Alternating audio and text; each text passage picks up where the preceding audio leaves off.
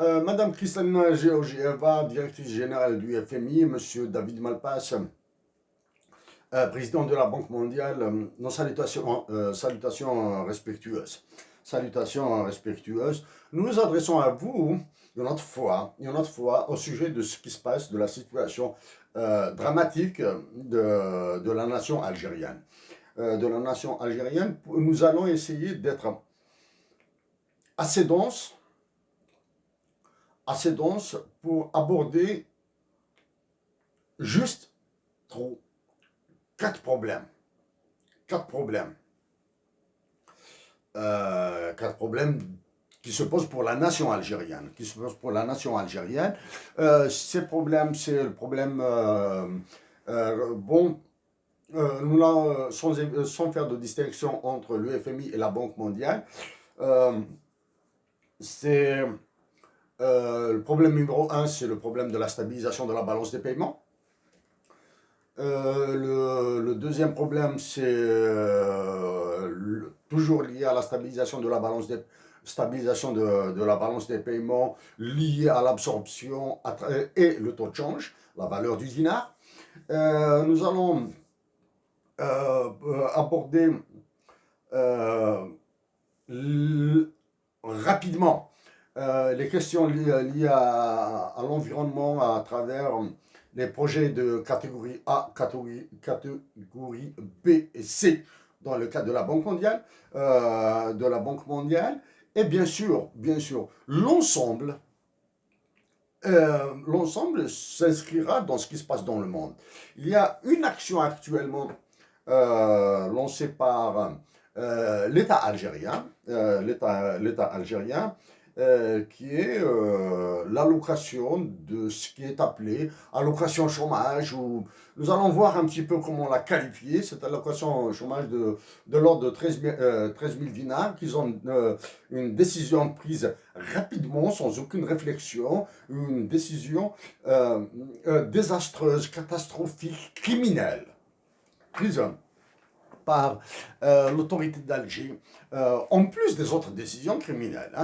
Donc nous allons essayer de brosser ces aspects.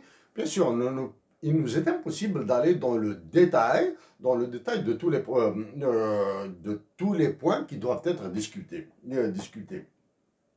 Au préalable, nous avons pris connaissance de l'accord signé le dernier accord signé entre le FMI et l'Argentine.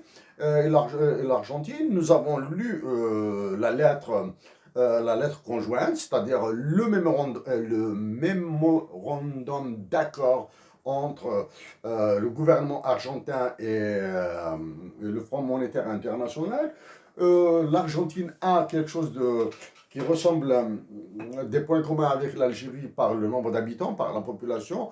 L'Algérie est à 44,5 millions d'habitants environ, et l'Argentine est à 46 millions d'habitants.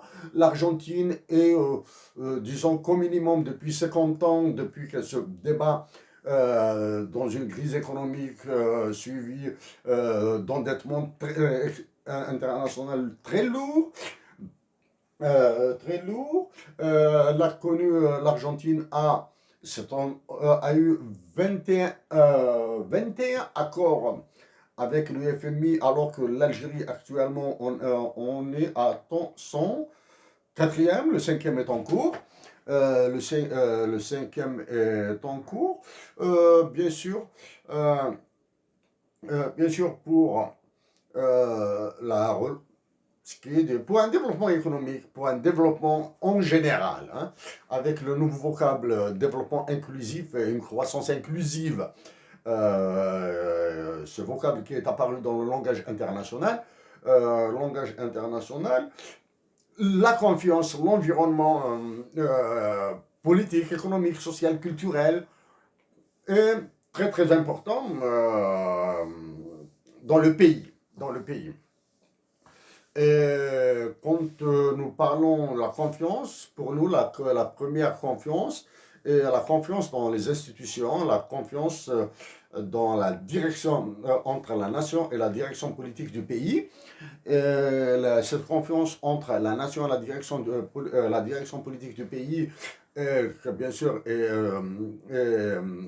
conduite, l'une des conduites est la justice, les droits de l'homme, le respect de la propriété privée, le respect de la propriété privée. Voilà donc le cadre que nous allons essayer de développer pour vous, Madame Kristalina Georgieva, et vous, Monsieur David Malpass de la Banque mondiale. Donc, nous préférons donc, nous allons essayer de détailler nous allons être assez détaillés sur cette opération dite d'allocation chômage ou de prime pour des chercheurs d'emploi. Nous allons essayer d'être assez détaillés sur cette opération, quand bien même il y a des opérations beaucoup plus importantes qui devaient passer avant cette connerie, avant ce crime contre l'Algérie, et sur lequel nous sommes surpris du silence. Le silence du FMI et de la Banque mondiale nous surprend sur, leur non-réaction à ce genre de décision économique, à ce genre de décision de politique publique. L'aspect, donc l'un des éléments qu'on l'aborde par une analyse Pestel ou qu'on l'aborde par une analyse Pestel de management ou analyse SWOT. Analyse SWOT, c'est la justice. La justice. En Algérie, il y a un poète-chanteur qui s'appelle Lounis Saïd Menguellat. Il a un répertoire des plus denses, des plus riches.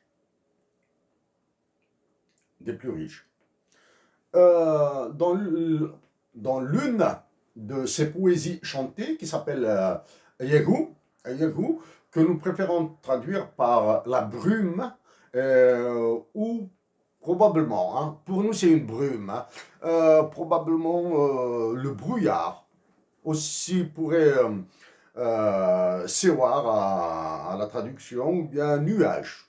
Nuage, qu'il s'agisse d'un nuage blanc ou noir, peu importe. Donc, nous allons essayer de vous traduire 3 ou 4 vers de sa poésie chantée, Ayagou, donc brume, nuage, brouillard. Donc, Loulis Saïd Menguellat dit dans cette poésie chantée, Mamazalik ma yahkem. Ça, c'est un vers. Il dit aussi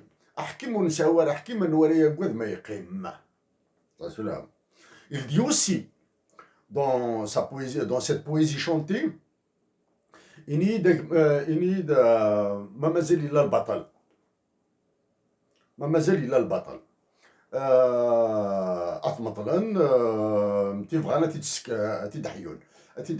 bon, bien sûr, la poésie chantée de Lounis Saïd Menguellat est meilleure que les mots que nous avons dit là maintenant. Hein, bien sûr, c'est la poésie.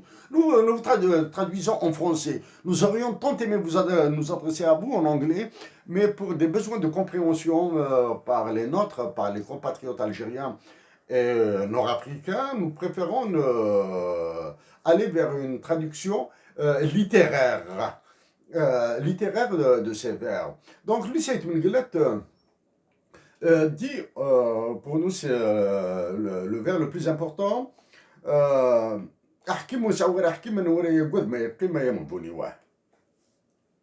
c'est-à-dire un pouvoir sans contre-pouvoir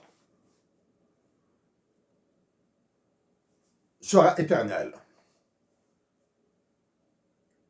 Nulle crainte pour un pouvoir sans contre-pouvoir.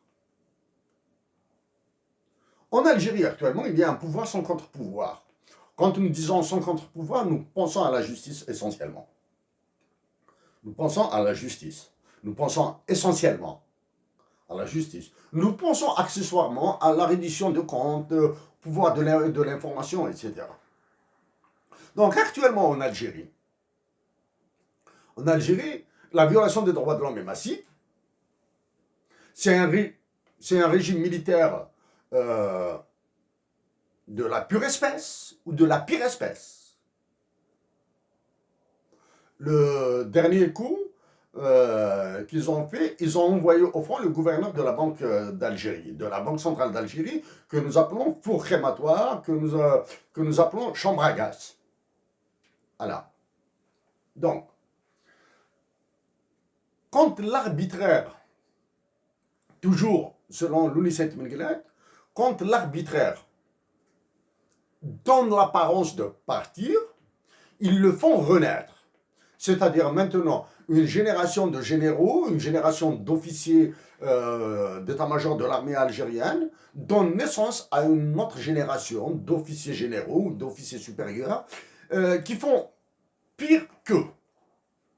Donc, en Algérie, actuellement, la justice et les droits de l'homme sont violés à chaque instant de la vie de chaque Algérien. Voilà. Maintenant, cette violation des droits de l'homme, elle risque de se déplacer même en France. Elle va toucher des Algériens qui résident en France ou dans les pays étrangers. Dans les pays étrangers qui vont encore souffrir. Souffrir. Certaines affaires sur lesquelles nous passons sont ignominieuses, ignobles. En Algérie maintenant, des innocents ont été manipulés. Disons bien, des innocents ont été manipulés dans le cadre de l'opération de déstabilisation de l'Algérie à travers ce qui est appelé le Hirak, le mouvement Hirak. C'est un mouvement ravageur et destructeur. Dieu merci, avec la sagesse des Algériens, l'Algérie s'en est sortie sans trop de dégâts, même si les dégâts qui sont actuellement sont énormes. Mais maintenant, si nous pensons à ce qui s'est passé au Maroc, en Égypte, en Syrie, au Soudan, en Libye, en Ukraine,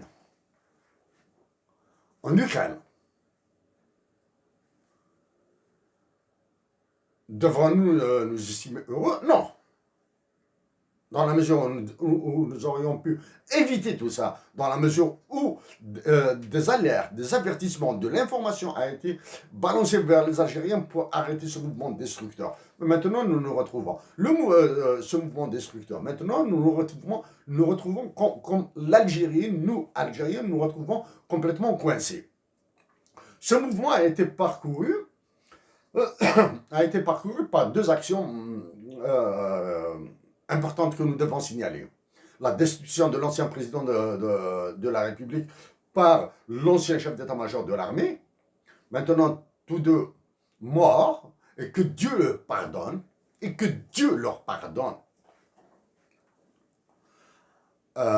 ont conduit le pays qui ont mis le pays sur la voie de l'arbitre.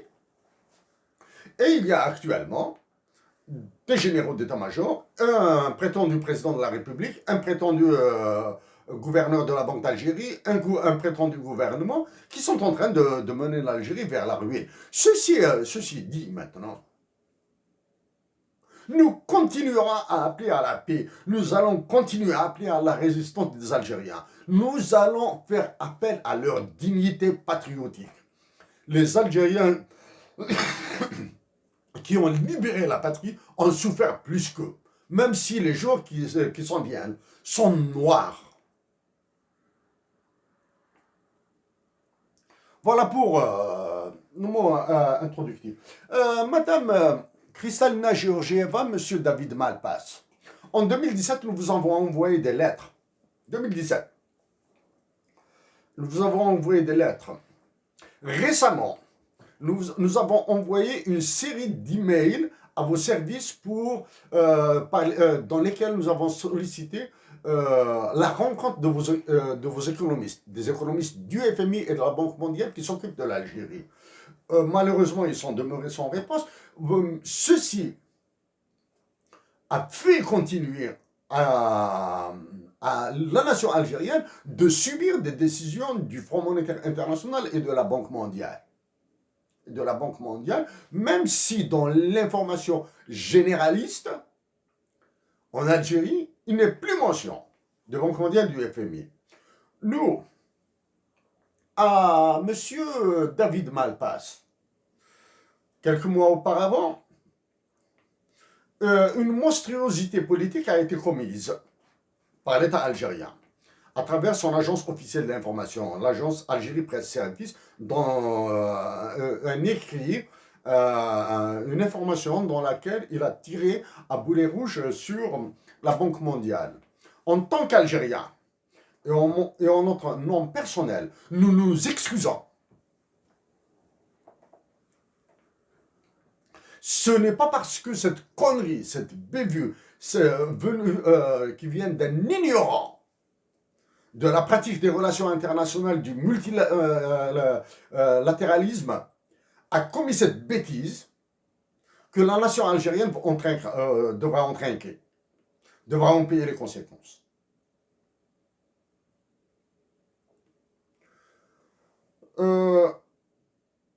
Madame Georgieva, Monsieur Malpass,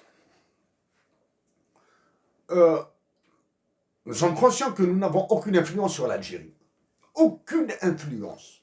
Donc encore moins sur la Banque mondiale, le FMI, l'ONU et les autres organisations internationales telles que longtemps que nous avons saisies. Nous sommes conscients de notre faiblesse, de notre peu d'influence. Mais nous allons continuer à faire tout ce que nous jugeons utile pour la patrie algérienne, pour la nation algérienne, pour les nations d'Afrique du Nord. Nous allons continuer à le faire.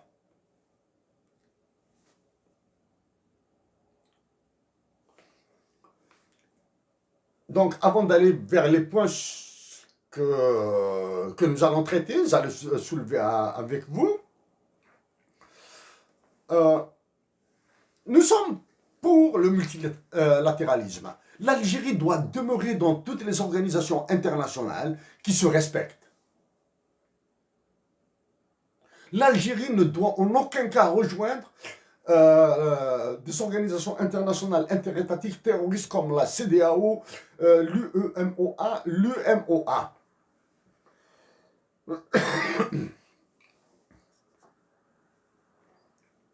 L'Algérie doit rester dans toutes les organisations internationales liées à l'environnement, liées à l'économie, liées à la politique, liées aux droits de l'homme.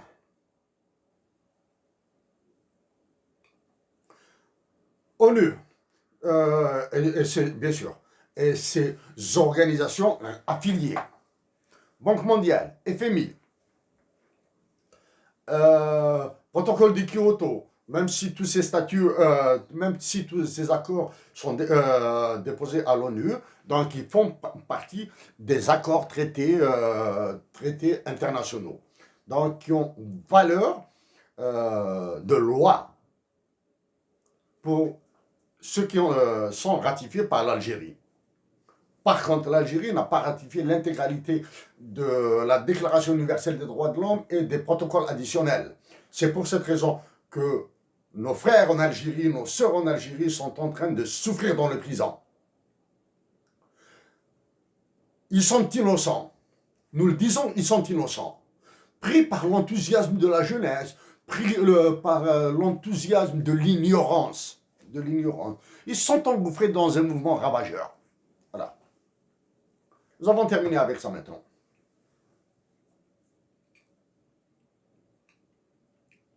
L'histoire de l'Algérie nous apprend un autre événement. Hossein Ahmed a bataillé pour introduire la question de l'indépendance de l'Algérie à l'ONU, pour la mettre en débat. François Mitterrand, à l'époque, s'est opposé. La France s'est opposée, suivie par le Conseil de sécurité de l'ONU.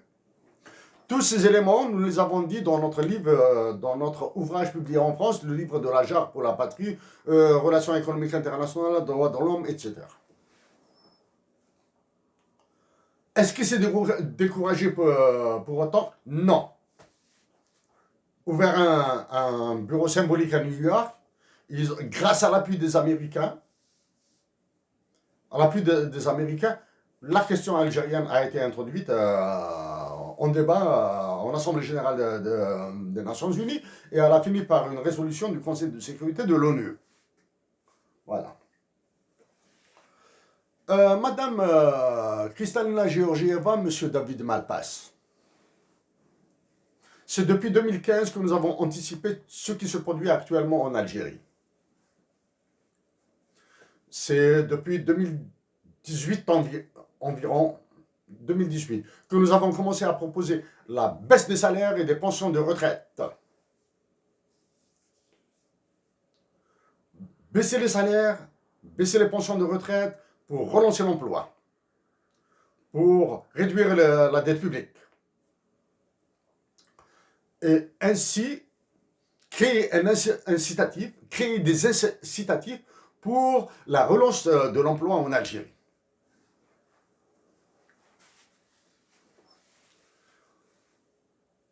Les différentes lois des finances algériennes qui valent ce qu'elles valent ont été à l'encontre. Le manque de courage patriotique, le manque de dignité patriotique empêche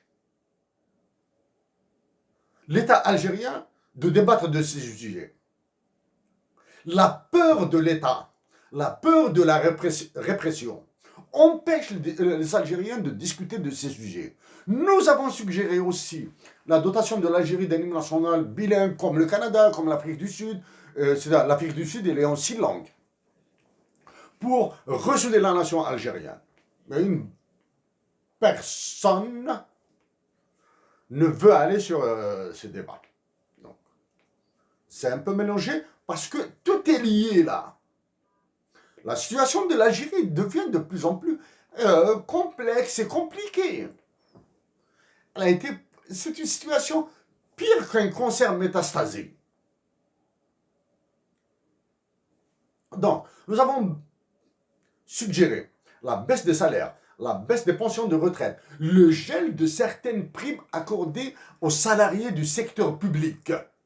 Le gel, ce qu'ils appellent, ce qui est appelé en Algérie la prime de rendement individuel et prime de rendement collectif. Et nous avons suggéré pour cela de les mettre dans un fonds spécial. Si à la fin de l'exercice comptable, l'entreprise dégage des bénéfices, oui, ils vont se partager une partie de ce bonus et réinvestir l'autre. Voilà. Donc, ils ont décidé une décision qui est son nom dans les politiques publiques. Allocation pour des personnes sans emploi, sans revenus. Nous ignorons comment les appeler parce que s'agit-il de job seekers, de chercheurs d'emploi? S'agit-il de personnes sans revenus qui ne cherchent pas d'emploi? Nous ignorons. De 13 000 dinars. Nous allons la détailler un tout petit peu. Détailler un petit peu pour montrer les ravages de cette dernière décision. Les ravages attendus. D'un point de vue légal, cette décision va créer encore de l'injustice et des inégalités dans la mesure où il y a des personnes qui vivent avec moins de 3 000 dinars, 3 000 dinars par mois. 15 dollars US par mois. 20 dollars US environ. Par mois au taux de change d'environ 150 dinars par dollar. Taux de change officiel, hein. 20 dollars par mois. Alors qu'une personne qui probablement fait 1m80, pèse 90 kilos, sans emploi, mais qui nous sommes solidaires, hein, nous comprenons la situation, le désastre social, hein, nous comprenons ça, le stress social, le stress dépressif, nous le comprenons. Va toucher 13 000 dinars à continuer à, s'il vous plaît, à vendre des cigarettes au détail sur les trottoirs des villes d'Algérie, qui lui permettent de gagner plus qu'un enseignant ou un médecin. S'il ajoute de la vente de stupéfiants, drogue, amphétamines dans son carton, il va gagner plus qu'un ministre. Voilà. Ça, c'est d'un point de vue justice, injustice et légalité. Est-ce que l'État algérien est capable de produire une loi globale qui prend en considération tous les cas? Les cas de revenus, les cas d'âge, les cas de diplôme, les cas de qualification, etc.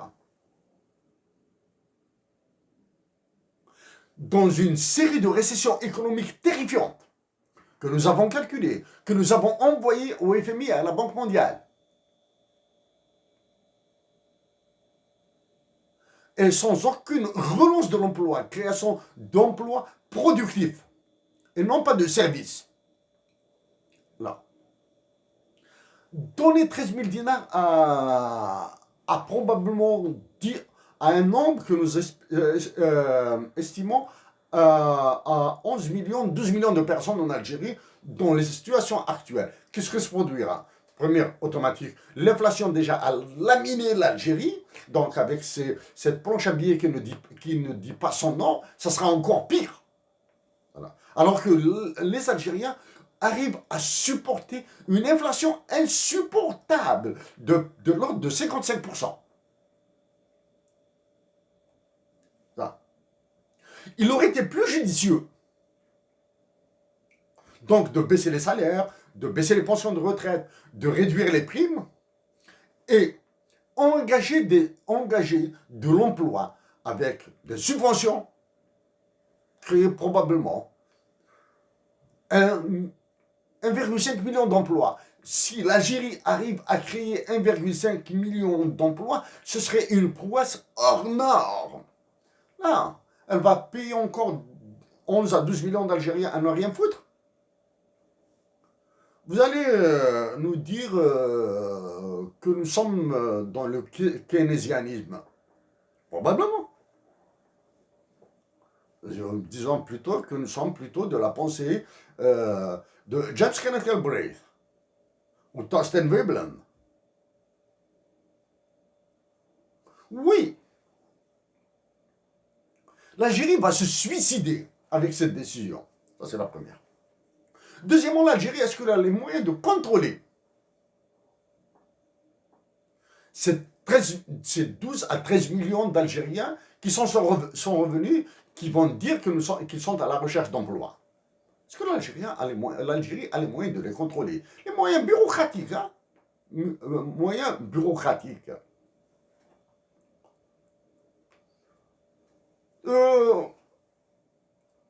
Pour éviter à certaines personnes, à certaines langues pendantes, de nous reprocher de faire dans le constat, nous avons proposé des solutions, nous allons encore en rajouter des solutions. Relancer le barrage vert, la protection des terres. L'Algérie souffre d'un manque de terres agricoles. Donc créer des terres agricoles et arables dans le désert par ce qui est appelé le barrage vert, c'est-à-dire par une action en faveur de la nature, du climat, pour augmenter le prix de nos externalités. L'Algérie va augmenter le prix, c'est-à-dire elle va gagner sur le marché du carbone à travers les mécanismes du protocole de Kyoto. Qu'il s'agisse du mécanisme de développement propre ou de la mise en œuvre conjointe, ou bien de l'échange de titres de crédit carbone. Donc, nous allons dire, nous l'avons dit et nous le répétons, l'Algérie doit prendre son temps. Il faut connaître le nombre de personnes qui sont à la recherche d'un emploi ou bien qui sont sans revenus pour mesurer la pauvreté. Ça, c'est un aspect que nous avons commencé à soulever depuis 2013. Pour 1000 dinars, pour une prime incitative de 1000 dinars, c'est-à-dire à peu près 6,5 dollars US. Les Algériens vont faire la chaîne tous les jours de 6 h du matin jusqu'à 3 h de l'après-midi devant les guichets de l'Agence nationale pour l'emploi. Pour une prime de 5000 dinars, ils vont commencer à faire la chaîne à partir d'une heure du matin. D'une heure du matin, devant les guichets. Donc nous pouvons, c'est un moyen de mesurer le nombre de demandeurs. Pour une prime de 10 000 dinars, Ils passeront la nuit devant les guichets, devant les portes de l'Agence nationale de l'emploi pour avoir 10 000 dinars. Et ils seront tous recensés. Tous les Algériens sont revenus ou à la recherche d'un emploi sont recensés. Nous pouvons continuer dans le détail, mais ce serait perdre notre temps et les vôtres. Donc ça. Une fois cette opération, cette loi recalibrée, recorrigée, les volumes estimés, les volumes de dépenses estimés, là, un système égalitaire entre les handicapés, les femmes, les hommes, sera mis en œuvre. En critiquant cette mesure, nous avons soulevé l'exemple des femmes au foyer en Algérie. Cas d'une femme au foyer, diplômée, qui a un niveau de licence par exemple. Ceci, nous pensons toujours à l'égalité. Une femme diplômée est identique à une femme non diplômée. Donc une femme, qu'elle soit diplômée ou pas, mariée, mère de 5 enfants, qui prend en charge son mari, sa belle-mère, son beau-père, plus accessoirement d'autres membres de la famille, en travaillant comme une négresse. C'est la loi sociale en Algérie. Les femmes sont en foyer, les femmes au foyer, elles travaillent comme des négresses, comme des esclaves. Peuvent se présenter à l'Agence nationale pour l'emploi et dire que nous sommes à la recherche d'emploi. Est-ce que l'État algérien est capable de leur assurer un emploi? Est-ce que l'État algérien est capable de vérifier si elles ont refusé un emploi? Donc cette mesure, elle est génératrice de tous les désastres. Désastres économiques, financiers, dette publique, les déficits, etc. Injustice et répression. Donc voilà pour cette mesure, Madame Georgieva et Monsieur Malpass. Nous avons dit en 2017, donc, quand nous vous avons saisi, nous avons soulevé les cas des projets dits de catégorie A et de catégorie B. L'étude environnementale et évaluation environnementale. En 2015, nous avons dit que l'Algérie va aller vers les industries extractives, c'est-à-dire non productives.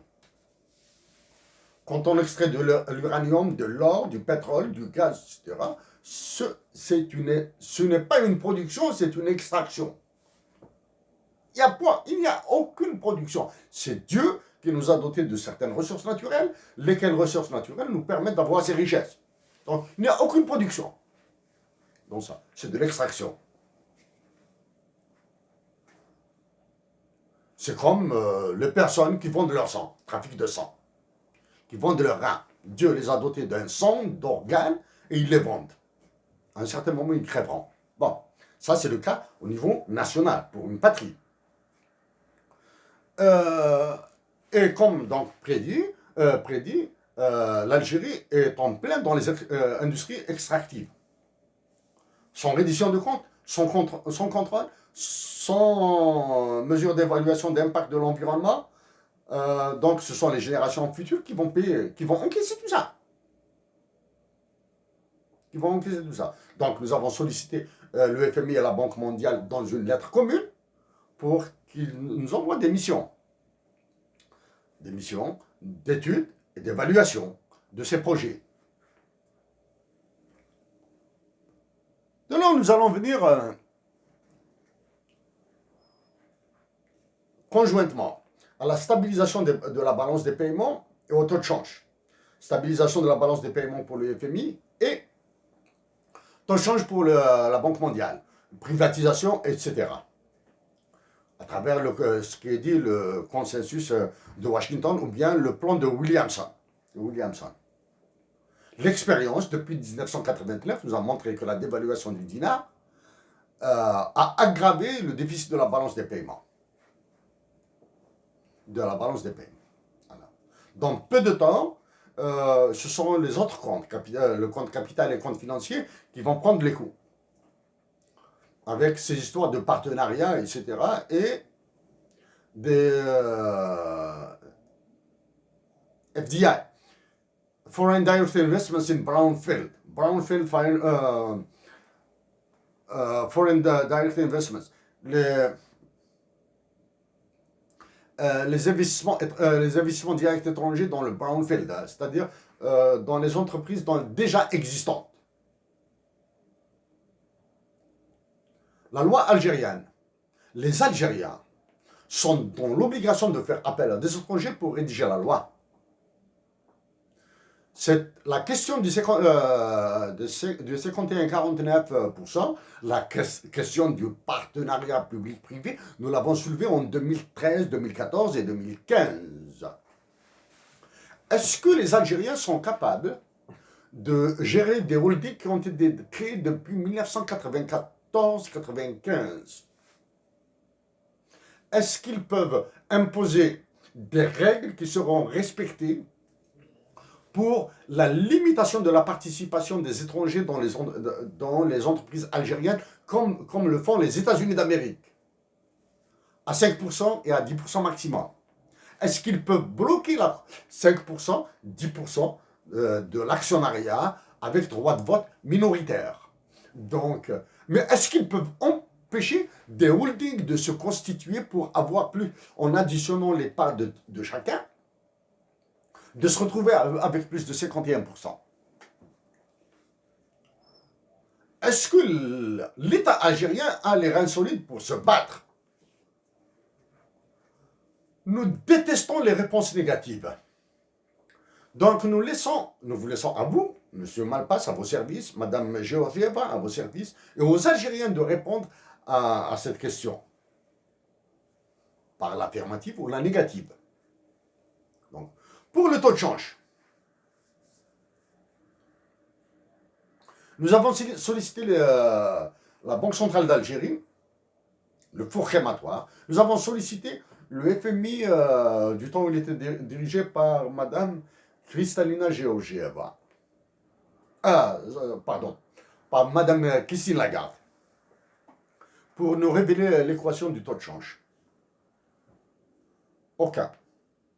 Ni la Banque centrale, ni le FMI n'ont mis à notre disposition l'équation du calcul du taux de change. Effectif nominal ou effectif réel. Bon, peu importe. Mais nous savons que le taux de change algérien est indexé sur le prix du pétrole. Indexer un taux de change sur un prix volatile relève de l'idiotie, de la stupidité, pour un État qui accepte ça. Cette stupidité et idiotie acceptée, assumée par un État, montre qu'il n'est pas crédible. C'est tout. Il est stupide. Il accepte tout. Nous, si nous obtenons le pouvoir régalien de décision sur le taux de change, nous avons dit et nous allons l'exécuter. Nous accepterons toutes les décisions du FMI et de la Banque mondiale au vu de la situation algérienne. Acceptons les décisions après négociation, après discussion, après démonstration mathématique. Sauf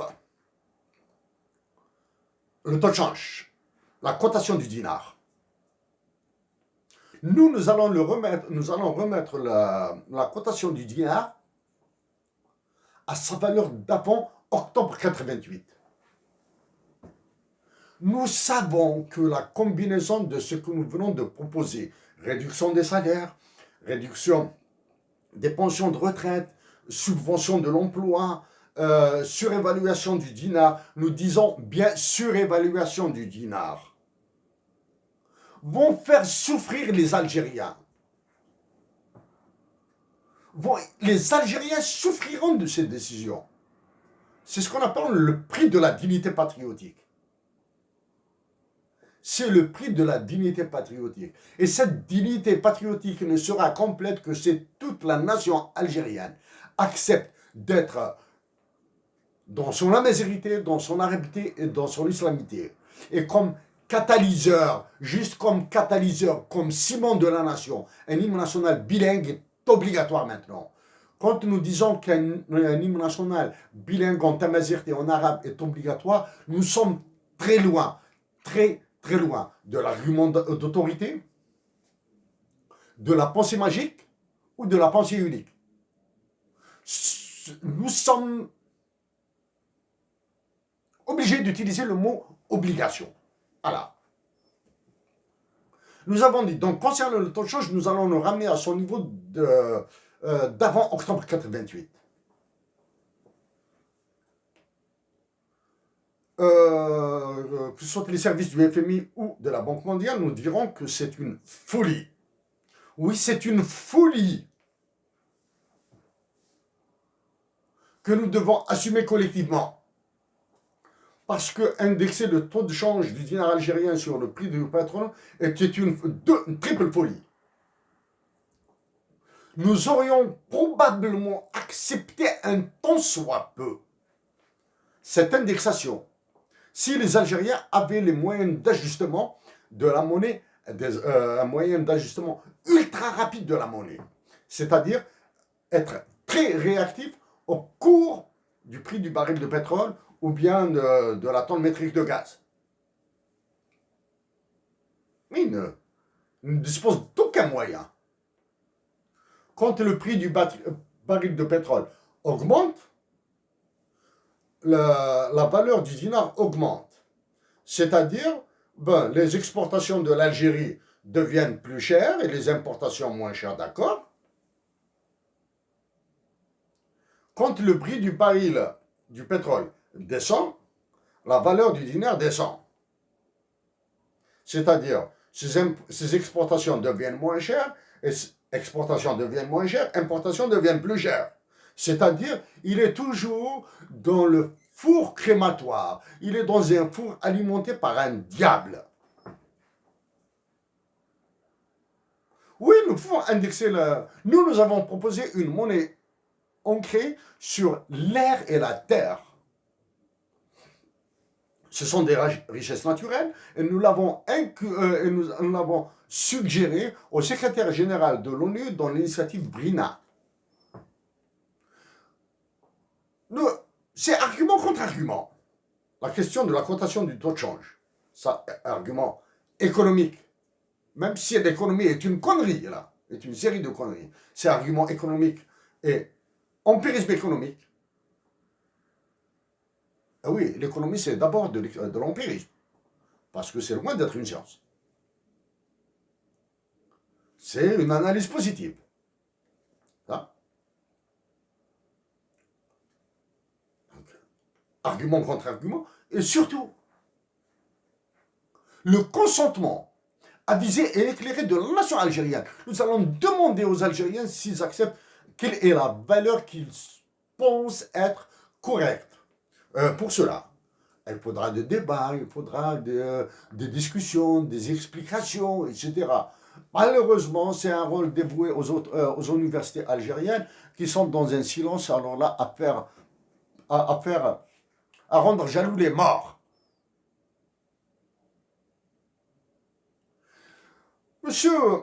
Madame Kristalina Georgieva, Monsieur David Malpass. Comme nous l'avons dit au départ, l'Algérie doit rester dans toutes les organisations internationales travaillant avec l'ONU.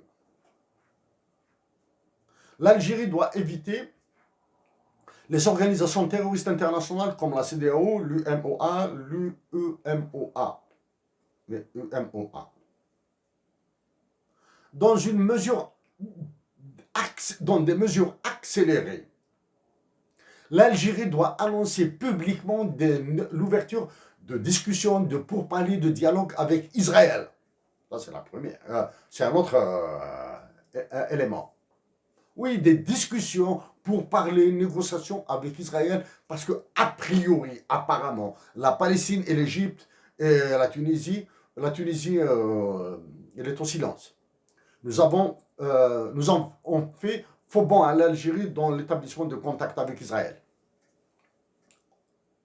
Et dans une décision unilatérale des actuels prétendus dirigeants algériens, qu'ils doivent annoncer l'ouverture des frontières à sens unique. Décision unilatérale, l'ouverture des frontières algéro-marocaines immédiatement.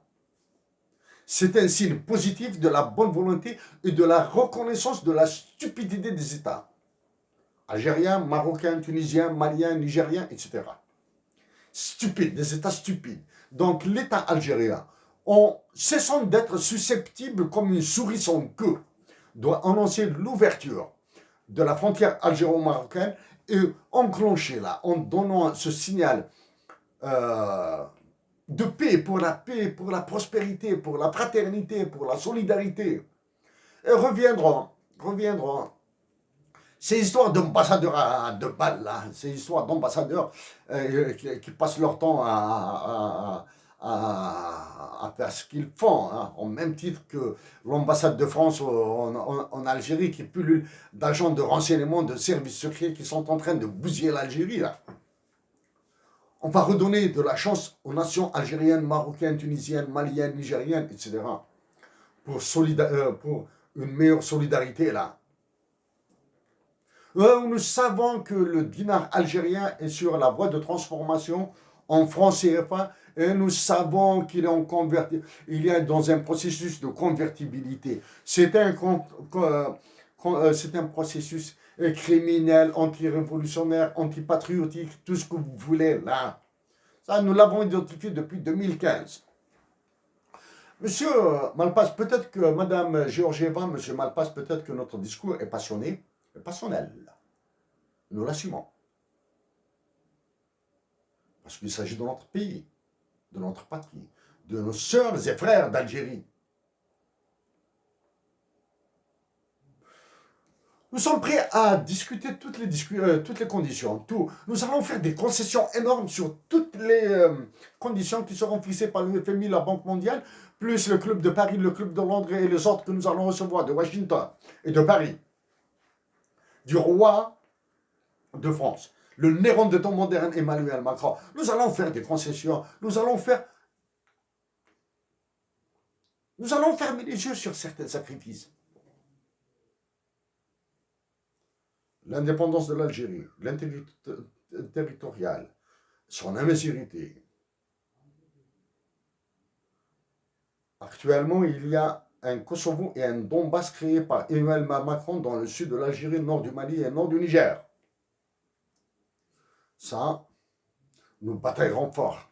Nous continuerons à travailler pour éviter ces désastres. Pour clore notre message, M. Malpass et Mme Georgieva.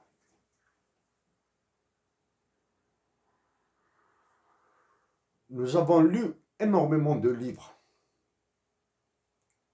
de Georges Kerloff, qu'il a coécrit avec un autre économiste, sur the Economy of Monkeys on the Shoulder. Cette économie pour les singes sur les épaules. Sur les attentes, about the expectations, sur les préférences révélées de Samuelson, etc. Nous avons lu des livres signés par Ben Bernanke,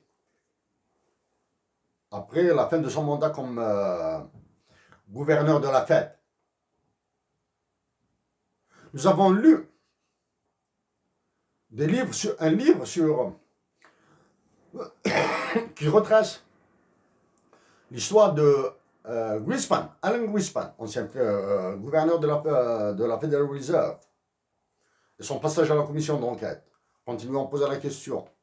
Combien d'erreurs avez-vous fait durant votre carrière, durant vos mandats à la tête de la Fed? Il aurait répondu, si nos souvenirs sont bons, il aurait dit 3 erreurs majeures.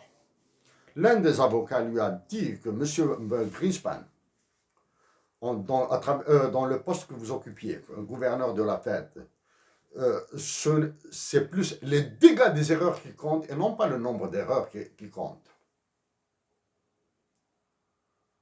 Ce sont les dégâts qui comptent et non pas le nombre d'erreurs. Si vous faites une erreur, si elle peut coûter l'indépendance d'une patrie, elle est grave. Si vous faites 10 erreurs qui coûtent 5 milliards de dollars par année, ça peut passer. Ça peut passer. C'est cruel ce que nous disons, oui. Elles peuvent passer. C'est maintenant, les éviter seraient meilleurs.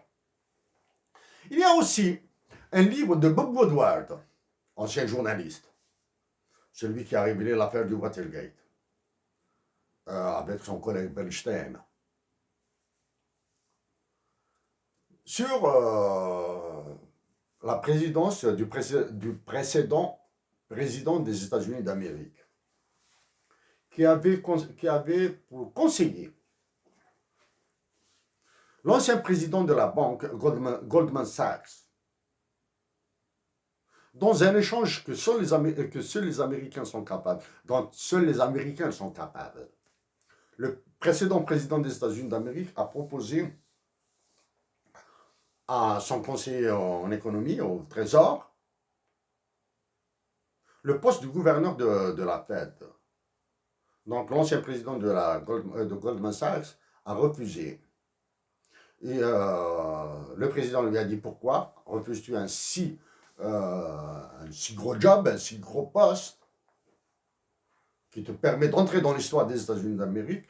Donc l'ancien président de Goldman Sachs lui a répondu: c'est le plus mauvais métier au monde. Mais toujours d'après ce livre,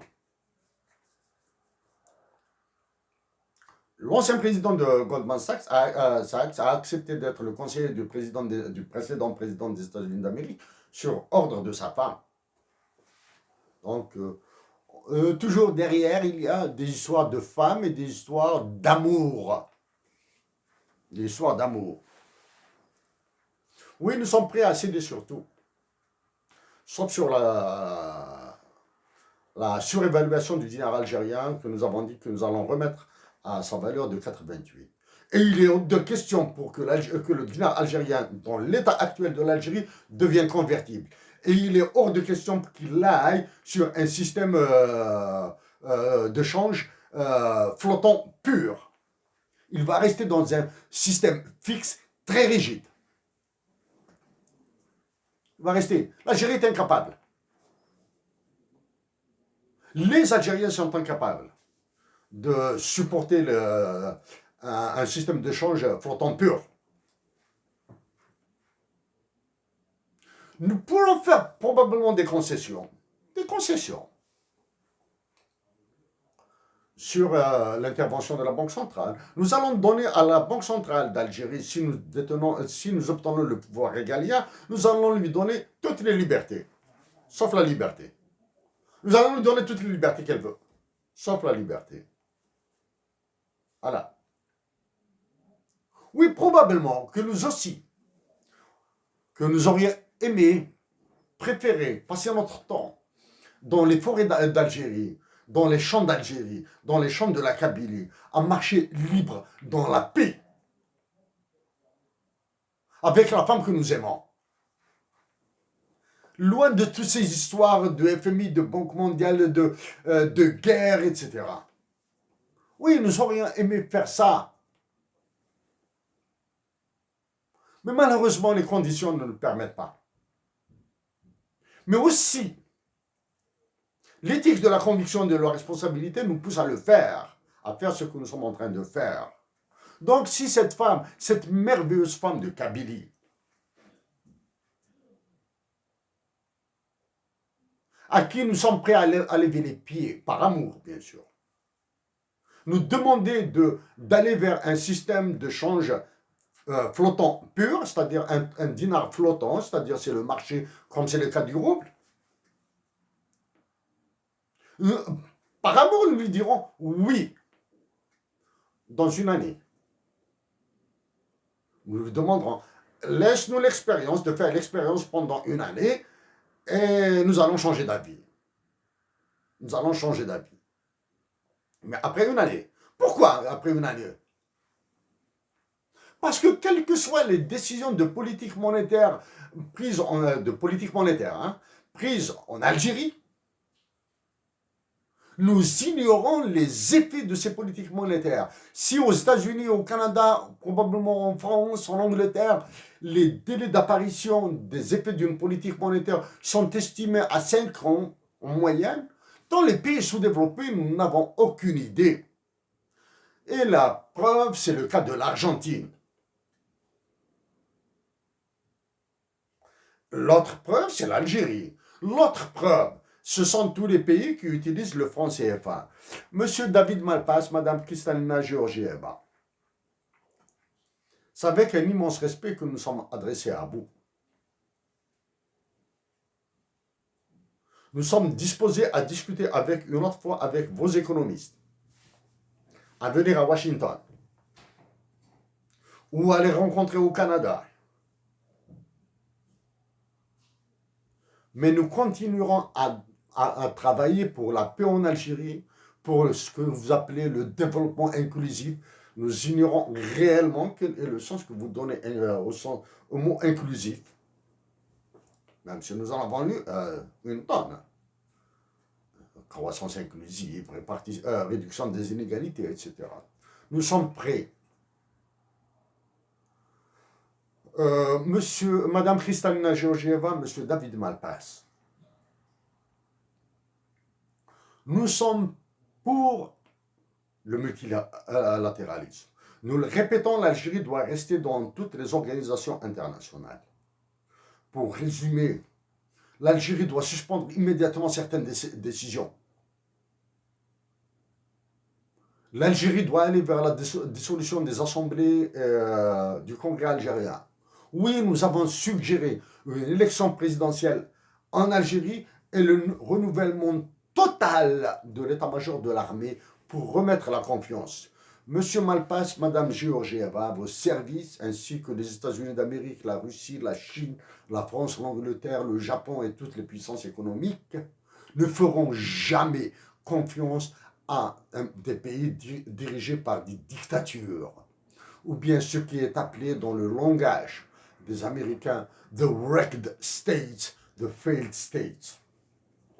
C'est avec beaucoup de tristesse, avec beaucoup d'optimisme et d'espoir que nous vous disons que nous sommes prêts à venir à Washington discuter avec vous. C'est avec beaucoup de peine que nous disons que les propositions que nous venons de faire feront du mal aux Algériens. Oui, nous avons été élevés dans une famille très pauvre. Mais dans cette famille très pauvre, il y avait énormément d'amour. Oui, nous sommes nés et nous avons grandi dans un village pauvre. Boujlil. Même situation que Wagnoun. Mais la solidarité dans ce village a fonctionné merveilleusement bien. Tous les pauvres sont restés pauvres. Ils étaient heureux. Tous les riches sont devenus encore plus riches. Ils étaient plus heureux. Mais tous les pauvres ont gagné en dignité, ont commencé à développer leur village respectif. Nous parlons de notre village, Boujlil. Comment ça se développé? Il a été développé plus par ceux qui ont été pauvres et qui ont vécu les affres de la pauvreté, mais qui étaient heureux dans leur pauvreté. Diriez-vous que nous sommes adeptes de Nurse ou de Cheyenne? Probablement oui. Avec nos salutations les plus respectueuses du Canada. Pour vous, Madame Kristalina Georgieva, pour vous, Monsieur David Malpass, au plaisir de vous rencontrer. Et prions pour la paix, agissons pour la paix dans le monde. Merci à vous tous.